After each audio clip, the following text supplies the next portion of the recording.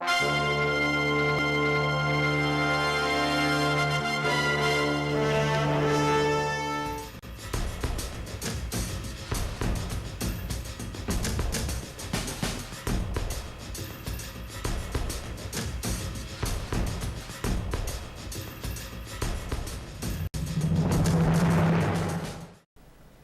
evening and welcome to SAT TV's Channel 9 Evening News. I'm your presenter, Nisha Charles. Thank you for joining us. Among the major developments, new appointment for UE management, Curacao government monitoring oil spill, Apple wins $1 billion in Samsung patent case, and in sports, a new committee has been put in place to run in the affairs of the sports in Granby. Details of these and other stories after the break.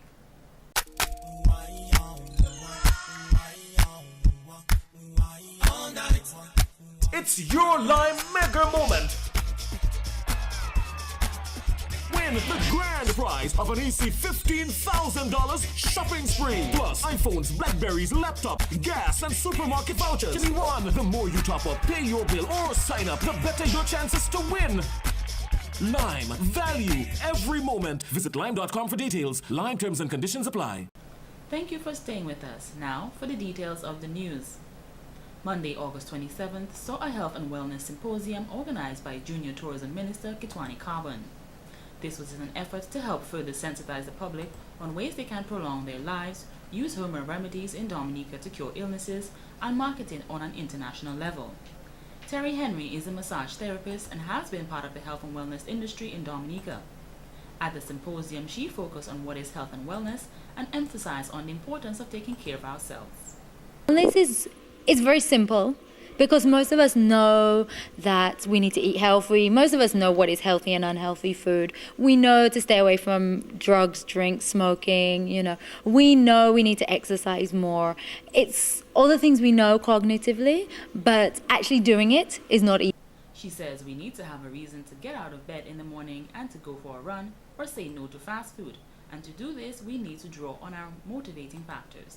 Whether it be their spirituality, whether it be the fact that they feel better, they know they feel better, whether they, physically or emotionally, to draw on their cultural wellness, to associate with people on a wellness level. So to really find that motivating factor within themselves. And then relating that to tourism, we then become, something that people aspire to. She says we shouldn't just market health and wellness as a niche, but that people can come to Dominica and aspire to be like our population. And look at our population and say, wow, we want to be like that. We want to be like those Dominicans. They have a glow, they're healthy, they're living this natural lifestyle in a natural environment. And from there, we change the world, in a sense, So I'm looking at a very broad picture, starting with each and every one of us making that difference. As statistics show, over 70% of Dominican women are obese. Ms. Henry says that we need to synchronize with what we're putting out there and what is within. The day I was speaking with some clients of a tourism establishment, and they were actually marveling at, they say, oh, I see these guys walking down the road, they're so fit, they're so healthy, and the guys, they walk with their cutlass and their muscles, and they were very impressed. And I almost didn't want to tell them, that the story would be very different if they were in Roseau and they would be seeing, this overweight population, which it's unnecessary, and I hope that people can really get an idea of what the benefits are for them. She says we can't change just because we want more tourists, but rather it will make us healthier, more productive, and as a byproduct, we will have a vibrant health and wellness product. The 27th Annual General Meeting of the Dominica Association of Disabled Persons, the DAPD, was held at the Public Service Union Center, Valley Road, on Monday, August the 27th. The meeting was held under the theme, Ensuring the Full and Equal Enjoyment of All Human Rights and Fundamental Freedoms of All Persons with Disabilities in Dominica. The Dominica Association of Persons with Disabilities is today holding its 20th annual general meeting under the theme A Barrier-Free Society through the United Nations Convention on the Rights of Persons with Disabilities. This theme has two elements. One, a barrier-free society, and secondly, the Convention on the Rights of Persons with Disabilities. As you will realize, we have been on a campaign. Mr. Murphy says the association has been on a campaign for a barrier-free society, not only in Dominica and the region, but throughout the world. And embarking on such an activity is no mean task. And we would want not only persons with disabilities to join us in this move, but everyone. And we think that everyone in Dominica should have an interest in what happens to the disability movement. He mentioned that life is beyond our control, therefore there is no guarantee what may happen, and we may be the ones disabled tomorrow. Accessibility, access to public buildings, access to the physical environment, access to information, technology, access to justice, access to political participation. We need to have access to whatever other persons have access to, what the majority of persons have access to, should be accorded to persons with disabilities. The chairman believes that the main issue for the disabled persons is accessibility. He goes into further details. Simply and says financial. This is one of our pressing needs of the association. If you read our report for last year, you will realize that there was a shortfall in terms of being able to remunerate our staff. And that has been one of our major challenges for years. Because while we are able to access and source funding for specific projects, it is very, very difficult for us to acquire funds for administration and operational management. Executive Director says finance is one of the depressing struggles for the association. Mr. Heston Charles from Kyrie FM Radio presented a check to the DAPD, which represents proceeds from a sponsored walk organized as part of World Environmental Day. In an effort to sustain the Go Green campaign, the Rotaract Club of Roseau signaled the start of what is dubbed the Trivolution, which took place on Saturday, August the 25th. We all want to go green and help the planet, but with so many tips and so much information on what we can do, where do we start? It's easy. Plant a tree. The club, in affiliation with the Forestry Division, initiated a program that supports the environment when it launched a tree planting drive in the Canefield area. Secretary of the Rotaract Club of Roseau, Ms. Kadisha John Baptist, says a number of the group's members all work up very early for a project which started at 6 a.m. And that's how the idea came about to do. The Canefield area was selected because of the wide space and it was close to the airport, and besides they had grass before it was. So we contacted the Canefield Urban Council and the Forestry Division, and they cleaned the area for us on Thursday, and we came here today. We got the plants from Forestry and came here today and planted. Ms. John Baptist added that one of the main objectives for the Rotary 2012-2013 year is reducing and recycling, so it was only right that they carried out a project which supports that theme. The Rotaract members are quite enthusiastic about the project. Everybody in Rotaract believes in reducing and recycling. That's one of our mottos. So we try our best to do things to respect the environment. So one of the ways in which we do it by planting trees, we also try to avoid using plastics, because as you know, plastic is one of the main ways that it degrades the environment. The club members are of the view that this beautification project will definitely offer more than the visible results to the physical surroundings.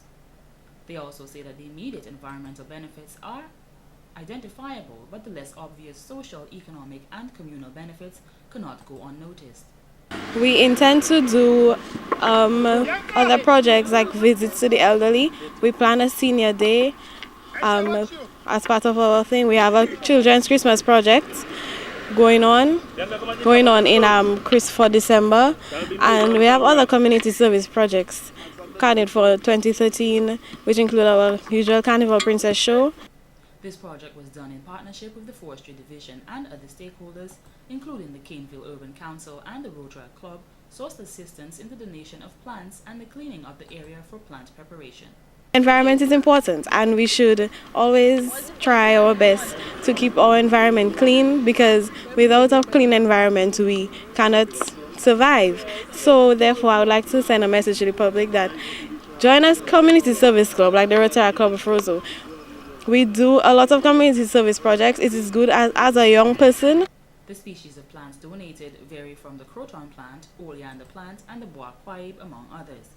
The goal of the club is to transform the Caneville area into a park where residents can relax and enjoy the environment. The Rotaract Club of Roseau seeks to raise public awareness of the benefits of this initiative and hopes to increase partnership on volunteers in this venture. Rotaract is a vibrant organization of young professionals enacting change in the communities all over the world, and in keeping with their district theme, service through passion, sustainability through training, the club strives to continue steering as catalysts driven by stewardship.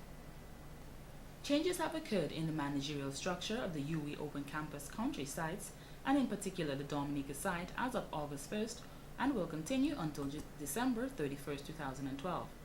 Dr. Francis O. Sevre, head of the UWI Open Campus Dominica, has been appointed as the acting director of the Open Campus country sites. This has come into effect because Dr. Luz Longsworth, who previously served as a director, has transferred to the Western Jamaica campus Mona. In his new role, Sevre will have oversight of the functions of the 42 physical site locations in the 16 English-speaking Caribbean countries that make up the UWI Open Campus. The current program officer at the Dominica site, Mr. Felix Lewis, will function as acting head in that new capacity. Mr. Lewis will therefore oversee the daily operations of the Open Campus Dominica. Deputy Principal of the UWI Open Campus, Professor Vivian Roberts, is positive that the changes will provide a seamless transition in the operations of the institution. We are assured that Dr. Sevre and Mr. Wilson will continue to implement and add value to the work done in the OCCS communities across the region, says Roberts. Sevre also expressed his confidence in Wilson's ability to efficiently guide the Dominica site over the next 5 months while he concentrates on the regional picture. Wilson conveyed his best wishes to both Longsworth and Sevre in their positions. Students attending the Dominica State College coming September are being urged to focus on what they come to do so they can be successful graduates. This positive message came from the Director of the Student Services at the DSC, Mr. Edgar Hunter, who is advising the students rather than focusing on the negatives people are saying on the outside of the State College, just put their all into their work and have a positive approach and they will succeed. He added that the orientation week of the DSC, which started on Monday, August 27th, is an ideal way for the new students to be familiarized with their courses and environment. And the intention of orientation week is to assist students to basically prepare them for college life, because the transition from college to high school is very difficult. You have a very big gap from what happens at high school and college, and a lot of students are not very prepared for college life. So what you try to do, although a very short time, you try to prepare them for college life. As part of the orientation week, the DXC hosted a freshman seminar on Tuesday, August the 28th, where the students received important information from professionals in and out of the college on health, the art of effective listening, wellness and sexuality, conflict management and resolution. It's very necessary. For example, conflict resolution. We know that young people have a lot of issues. Okay, so conflict resolution is a very important one. You know that how to deal with each other. You know, I mean, you get some basic problems, and a little discussion could solve those problems. So something like conflict resolution is a very important one. Another one, which like health, wellness, and sexuality. We know that people at college life are, you know, at that time, most of them are just past adolescence, you know, and they can be a little excited at that time. So, you know, topics like that can help guide them, you know, because at college, I mean, that's when you meet other people your age, everybody excited, and you know things that can happen. So therefore, it's very good that you have a topic like that where, you know, somebody could at least guide them as how to deal with those issues. Mr. Hunter says that the DSC is one of the cheapest colleges in the world, despite what people may think, as students pay $8,000 maximum for an associate degree, whereas they would have to pay $30,000 US to get that same degree abroad. Guidance counselor Ms. Patsy Leta, who works with the Ministry of Education, she says she did a session on listening with the students, as listening is very important in a student's ability to retain vital information. And so listening is going to be a key factor, a key tool, not only for learning and succeeding, but for life as a person. So that is what I try to do. I try to engage them, and I find their response was very encouraging. They participated very well. They sat there so attentive. It's like when the session ended, they did not want to move. So from their feedback and from their own behavior, I felt that it meant very much to them, and they really took it seriously. Freshman student Miss Khadija Moore, who attended the convent high school, says the DSC Orientation Week is a wonderful idea for students to be knowledgeable with their environment, teachers, and get more information on their major. And I decided to come to the Dominica State College because I thought that to further my education it would be a big plus. So instead of going to work now, I would rather attend school, further my education, and then go to work, because it would be a plus for me, to be a big benefit for me. Ms. Moore added that she will focus her studies on English and literature, as it is her goal to work in the field of arts. Mr. Dylan St. Rose, who came from the Dominica Community High School, pointed out that it was an excellent idea for him to attend the DSC, as the job market is very competitive and the one with the higher education normally lands the job. Normally, other people have this idea that a foreign country has the best colleges. You have a college here, take advantage of it. It's good. An orientation leader at the DSC, Ms. Yolanda Rodney, had a positive message for the students attending the DSC. Be positive. In spite of what they have heard about the Dominica State College on the outside, it is they who have to make the Dominica State College what it is supposed to be. People might say that the Dominica State College is a waste of time, but if you come in there with this in your mind, that the Dominica State College is a waste of time, then you yourself is going to see it as a waste of time. But if you come with a positive attitude, you will embrace the attitude that you come with, and you will work towards maintaining your goal. As part of the OECS Credit Union Summit held on August 24th and 25th, a major focus was bringing across that credit unions are distinct from banks. Honorable Justin L. Simon, QC Attorney General in Antigua, is endorsing that governments in the region should stop legislations which affect credit unions. We have, with respect of the legislation, changed quite a number of matters so that it would not be governed as rigorously. There are also certain amendments which we need to make, because there are certain things, certain provisions have slipped. And I have asked the League in Antigua and Barbuda to get together to look at the legislation as it is and to identify certain areas or particular areas that they consider to be onerous in respect of them, so that I would address that. And I am prepared to address that before the ECC. Credit unions are there for the common man, those who do not have securities. And that it is his membership in the credit union that gives him the right to the loan. More than that, you're a more closely knit group. Profit is not your objective. Your objective is basically to raise the standard, financial, economic, and social standard of your members. And that is the impetus that needs to be maintained, so that credit unions must remain different and distinct from banks. And we have to give them that necessary protection. Within the cooperative society, there are financial and non-financial cooperatives. For example, you can have a fisherman's cooperative. You can have an agricultural cooperative.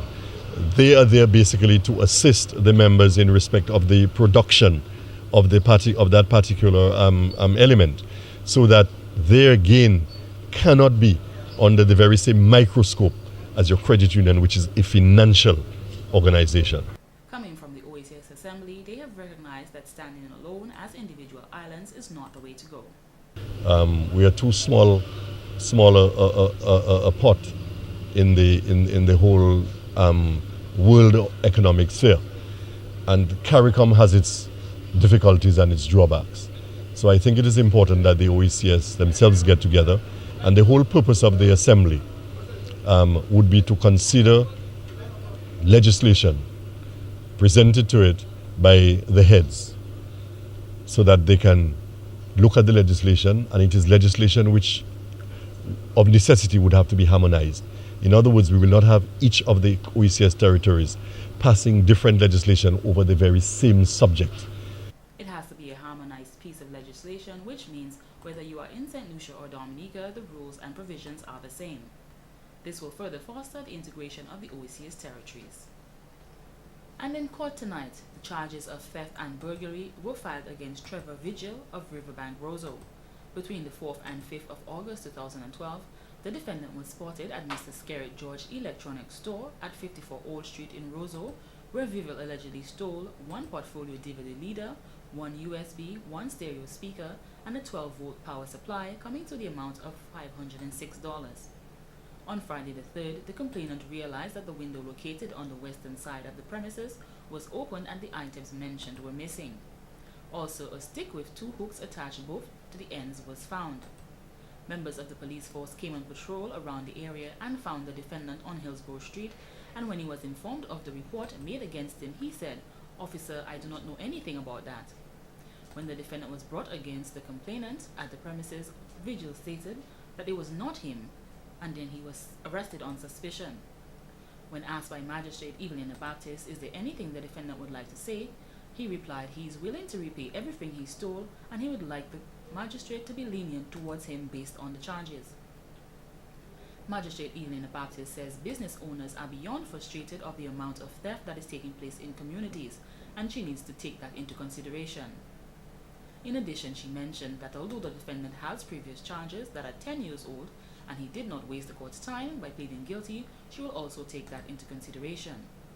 Viva was sentenced to 7 months in prison. In Moore Court, Point Michelle residents Kathleen Polidor and Oliver Joseph were both charged with possession of cannabis and possession of cannabis with intent to supply on August the 27th. On Monday the 27th, around 5, Officer Walters was on duty and received information regarding the defendants, and a warrant was put in place to search the premises. When the officer arrived at the property, he recognized Mr. Joseph on the porch, where he was informed of the officer's mission. During the search, a blue bag was found, which was presented at the courtroom, containing 2 clear plastic bags filled with cannabis. When Joseph was asked about the matter, he replied, "Officer, that is a spliff, and I am a smoker. That is to smoke." Within the search, another bag containing cannabis was found on the couch, and Joseph replied, "I told you I am a smoker, and that is another joint." The defendant was then arrested. His lawyer, Mr. Joshua Francis, stated that the magistrate should be lenient towards his client, and this is an unfortunate circumstance. Francis mentioned that the defendant was raised by both of his parents, and since his father passed away a decade ago, he has made some stupid decisions. Also, he lives with his girlfriend, Miss Polidor, has 3 children with her, and the youngest is supposed to be christened in a few weeks. Mr. Francis stated that his client has good intentions and is supposed to get married soon. He went into further detail, stating the roles that the defendant plays, such as providing for his girlfriend and children, his mother and grandmother, who is currently not so well. Joseph is currently unemployed, however he has skills, so he sometimes gets a painting and electronics job on the side to provide for his family. Lastly, he stated that this is not a serious offense because no victims were present, and he should not be charged with intent to supply because he was only found with 23 grams of cannabis, when the basic rate recognized as intent to supply is 15 grams. Magistrate Evelyn Baptist says it is obvious the defendant has not learned his lesson based on the comments made when he was confronted by the police officer. Joseph was fined $2,000 for the possession of cannabis with intent to supply, to be paid by January 31st, 2013, or 7 months imprisonment, and $1,000 to be paid on the same date for possession of cannabis, or 5 months imprisonment. The girlfriend's charges were all dropped due to lack of evidence. This has been the local segment of the news. Coming up next, regional highlights.